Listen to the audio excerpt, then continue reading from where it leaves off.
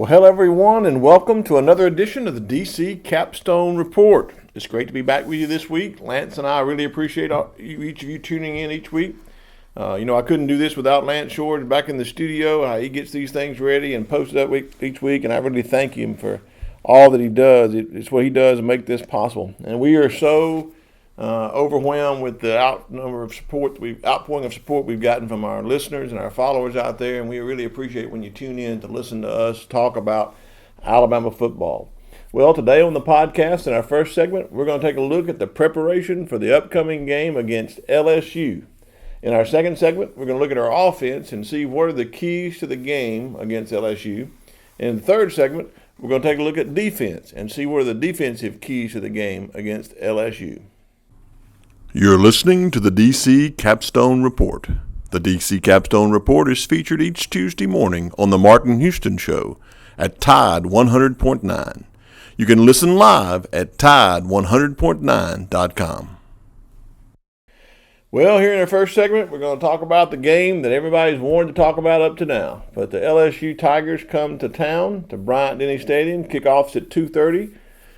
This Saturday, what many has dubbed the game of the century, and the last time we had a game of the century was when Alabama played LSU here, and we were beat by 3 points, and then later on went on to win against LSU in the championship games. This game stacks up against, again, to be like one of those games. People have said that the loser of this game, if it's a close game, might still make it into the playoffs. I think LSU has the better shot if Alabama beats them. And they run the table and win the rest of their games, they have a shot to get into the playoffs. If Alabama runs the table and wins all their games, of course they'll be in the playoffs. So it's possible these two teams can meet again. It's possible that if Alabama loses this game by a close margin, they might be able to sneak into the playoffs as a 4th seed later on. But I wouldn't want to put any stock in that right now. I think our object is to win this game. We control our own destiny, and that's exactly what we're looking to do in this game. Well, it's a big game. We know that by the hype that's going on all around. This game has been hyped up. I think SEC Nation will be here. I think Game Day has chosen Bryant-Denny Stadium as its destination for this game. So it's a big game. Everyone's talking about it. A lot of things being said. Alabama has been preparing for this game in our bye week and this week. But they're continuing to prepare the way they've always prepared. Yesterday, it was leaked out that possibly the President of the United States is coming to this game. So that's what kind of a game this is. That's how biggest game is going to be. I expect the crowd to be huge. If you're coming to the game, just because the President has announced that he's coming, if he does in fact come and the Secret Service ups the security here, I would recommend that you get to the game at least an hour or 2 hours before your normal arrival time. Some of my friends that went to the championship game in Atlanta when they played Georgia, when the President went, they were in line an hour before the game and still missed part of the first quarter. So I recommend all of our listeners out there, if you're coming to the game, come early. Traffic's going to be bad. A lot of folks are going to be here. So the crowd should be hyped up, and it should be a really tough place to play for the LSU Tigers when they come in the Bryant-Denny Stadium. Well, let's talk a little bit about preparation. What has Alabama been doing? Well, they used the bye week very effectively. Coach Saban talked about this week that they had a real good week of preparation. They got some players healthy. They were able to get some players that were just sore and dinged up in a better position to play. And they were able to work on fundamentals, and they were able to work on execution. And that's something that they really needed to hone in on as they get ready to play such a good team like LSU. What I loved about Coach Saban is he said he's not going to change his preparation for LSU than they would for any other game. They're going to prepare the same way because there's no reason to change what's been working. And I think Alabama plays up to a standard that's expected of them. And if they play up to that standard in every game, they'll come out the victor. And it's no different in this game against LSU. The one thing he did state in his press conference was that he likes to tell the players that in this game, they're going to be playing against competition that is the best competition that they've played all year. So across the board at every position, they'll be playing against competition. But their level of play should always rise to the occasion if they're playing against a standard. and execution is important. And that's what he's harped on. I think preparation this week has gone well.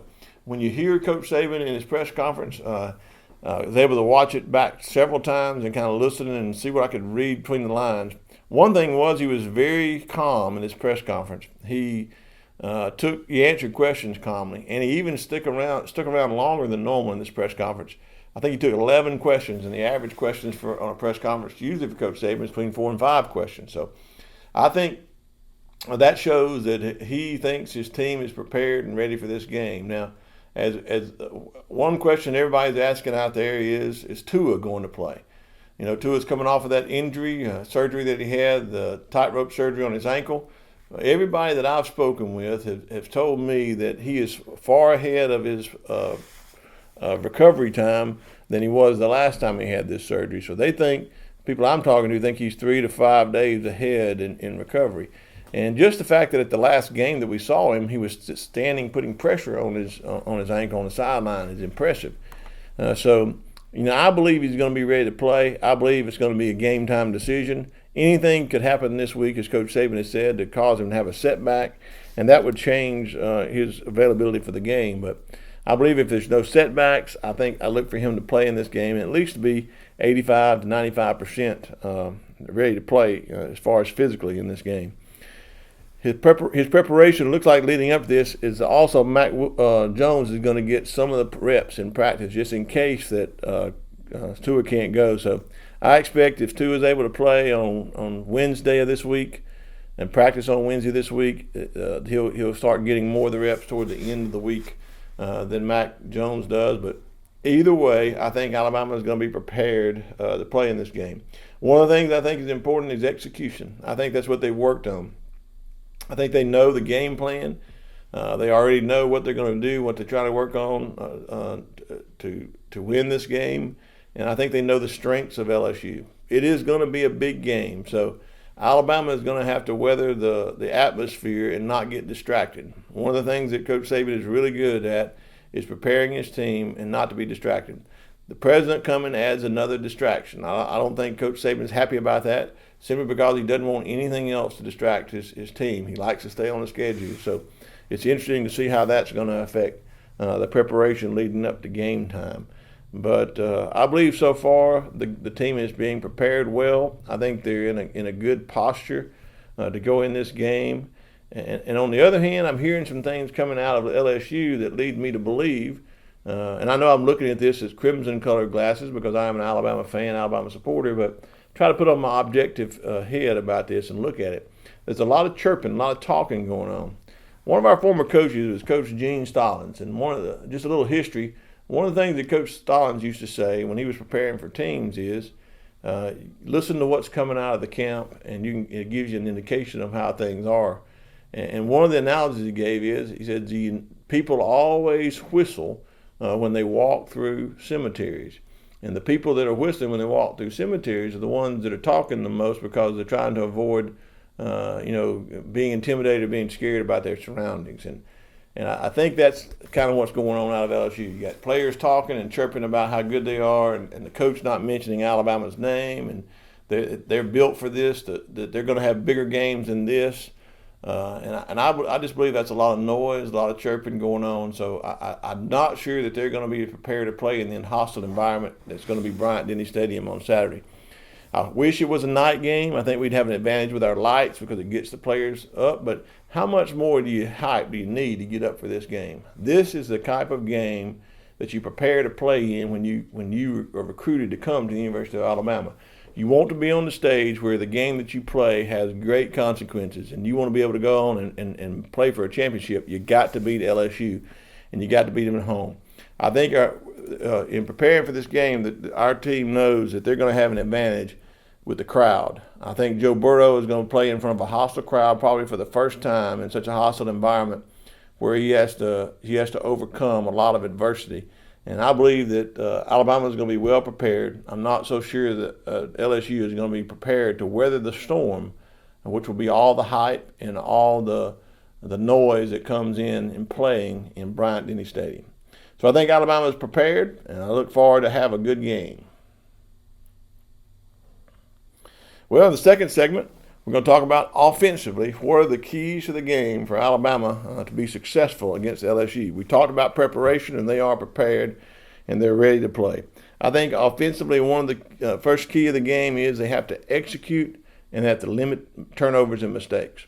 I think the bye week, getting back to the fundamentals of execution is important. I think they have to execute on their plays in this game. The reason that's important is we're playing against a team that's a high-caliber team, and you can't make mistakes in execution or can't make mistakes in turnovers and expect it not to hurt you. So I think when we come out on offense, we have to be in the right play at the right time. We have to make our blocking assignments, the little things. We got to know everybody will be on the same page. We got to block and hold the block for the right amount of time in order to help our offensive production and do well in this game. And I think we'll do that. I think we're prepared. I think we're ready. I think each man knows that they're playing against a person in front of them that's probably the best person in that position they've seen all year. And I think they're going to rise to that level, and they're going to play against a standard of Alabama football and try to play excellent and when they go again each play. I think it's important to limit our turnovers because we can't. I don't think we can turn over the ball over in this game and not expect LSU to take advantage of that. So if we execute well on every play, limit our turnovers, and when I say execute, that means limiting our penalties. We've had some penalties, and I believe that we're going to have to limit our turnovers, limit our penalties, and execute well on every play. And that's the number one key for our offense to do good in this game. The second thing I think our offense needs to do is run the ball. I think we have come together as an offensive line over the last several games. Our running backs, Najee Harris and Brian Robinson, are running the ball very effectively, and this game sets up really well for us to run the ball. You don't have to look far than backward to the game that LSU played against Auburn. Now, Auburn played LSU a great game there in Baton Rouge. LSU won 23-20, but they didn't dominate. They didn't have Auburn on the ropes. It was really, really a good game. And if Auburn had any semblance of an offense, I think they would have won that game handily. But in this game, their backup running back, DJ Williams, who was subbing in for their starting, Boobie Whitlow, he had 13 carries for 130 yards.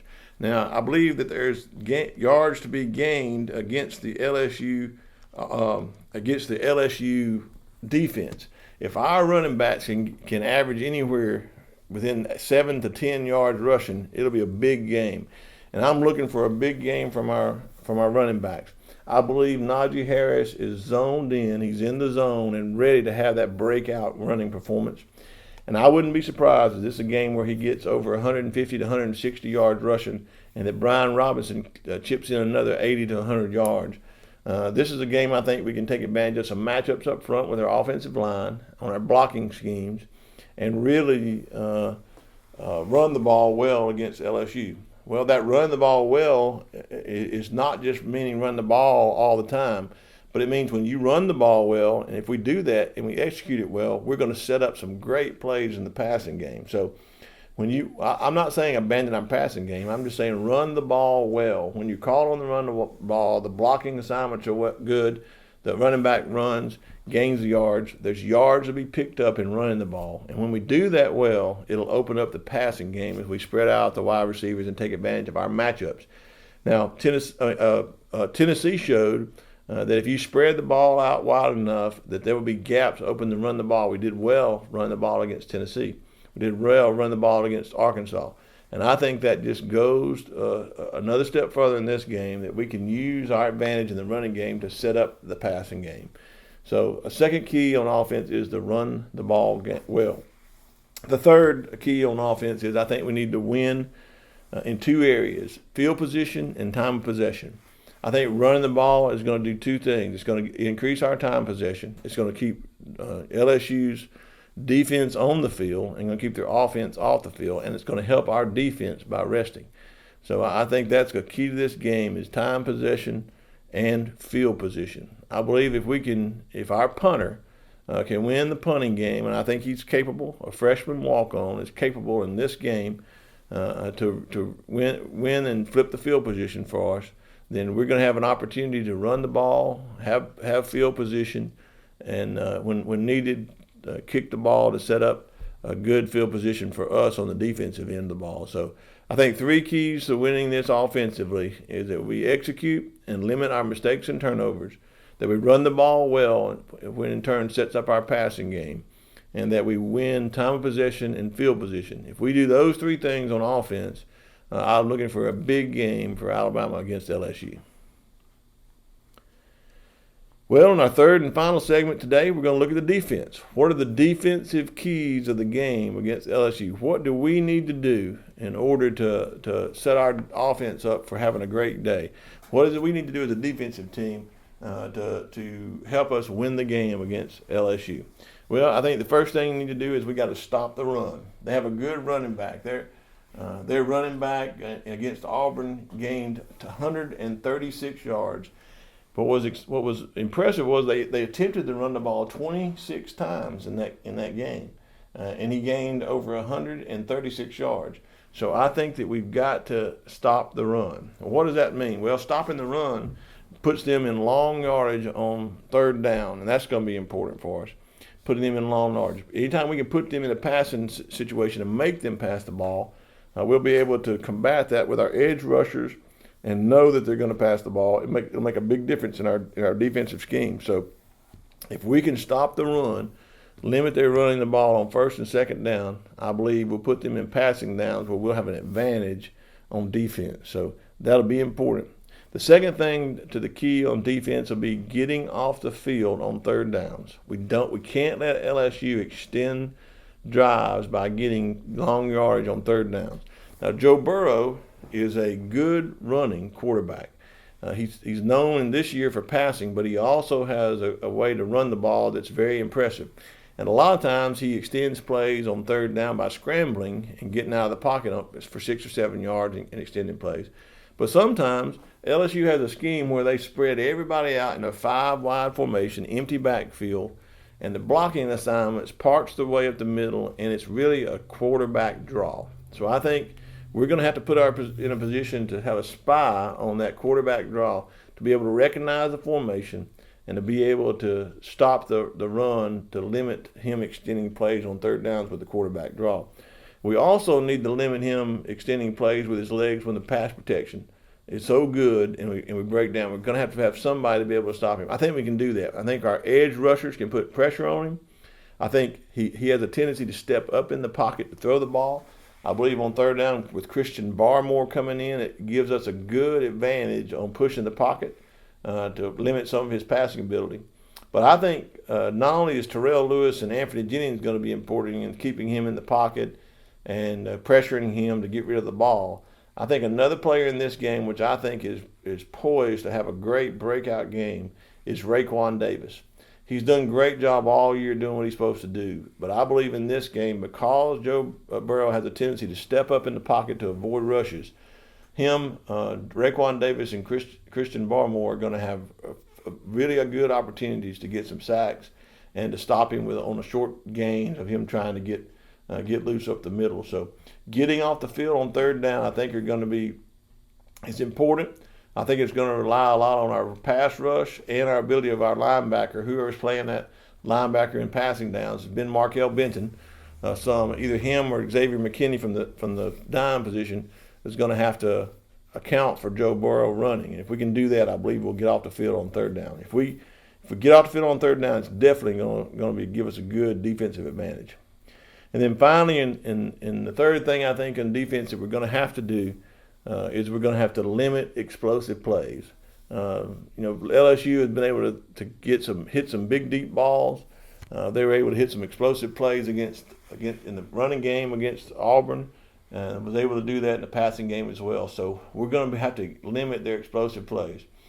So I believe we can do that by having our good solid front seven, keeping Joe Burrow uneasy all day long and throwing the ball.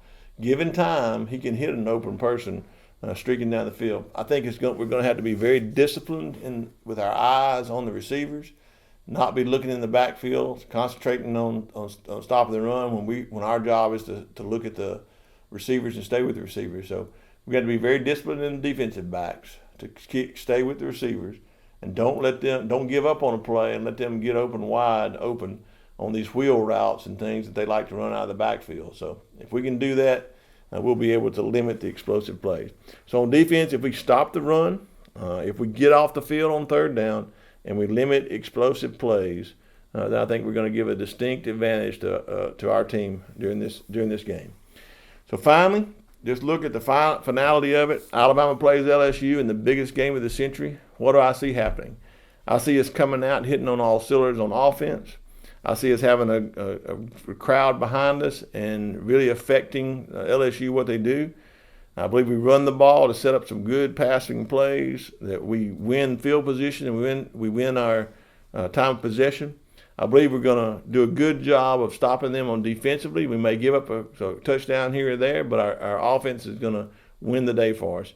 And in the end, I think Alabama proves that they're the better team, and they leave Bryant-Denny Stadium Saturday with a victory over LSU. I'm predicting Alabama 38, LSU 24. Well, until next time, this is DC with the DC Capstone Report. Thank you for all listening. We'll be back next week with a preview of our next game. Thanks, and roll Tide.